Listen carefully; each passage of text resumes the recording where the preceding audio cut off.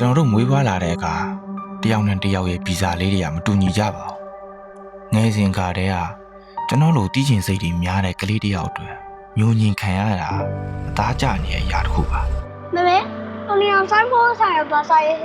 ရန်အီရှူရန်နဲ့အမကန်ထားလို့ရတဲ့နေရာပေါ့俺们去做白米。 တားငယ်ရဲ့မင်းတော်မင်းနိုင်တာပဲမမောဘူးလား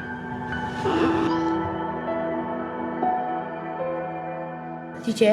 မနေ့ဟောဝပဲတဲ့တားနားမယ်လေးမေးကျင်လို့ အော်ဟုတ်သားပဲမနေ့ကအိမ်စာပေးလိုက်တာငါ့ကိုဘယ်သူမှလည်းသတိမပေးကြကဲကဲစာအုပ်တွေထုတ်ကြ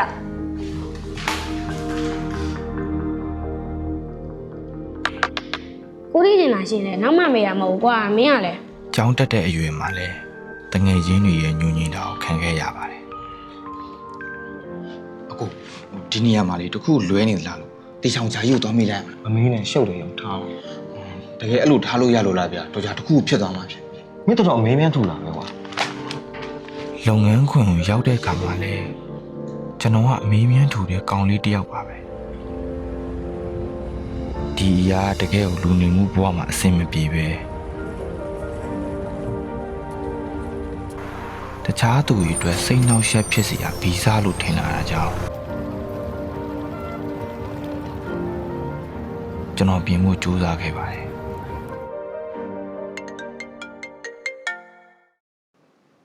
ဟယ်လိုဟုတ်လားစိုက်ထဲမှာပျက်စီးမှုအခြေအနေဘယ်လိုရှိလဲတော်သေးတာပေါ့ကွာငါဒီ construction အတွက်ရန် insurance မှာအာမခံထားရလို့မဟုတ်ရင်ပျက်စီးဆုံးရှုံးမှုအရန်များမှာဟုတ်ပြီငါခုပဲရန်အာမခံကိုဆက်သွယ်လိုက်မယ်မင်းတို့လိုအပ်တာရှိရင်လှုပ်ထားလိုက်အောင်မင်းတို့လည်းအာမခံထားကြအောင်အခုမထားဖြစ်သေးရင်တော့မေးကြည့်ထားပေါ့ကွာရှုံးမရှိပါဘူး ဒါပေမဲ့ကျွန်တော်မေးခွန်းတွေကိုပျော်ရွှင်စွာဖြေပြန်ပေးကြပြီးတော့ အမကန်ထားရဲဆိုတာ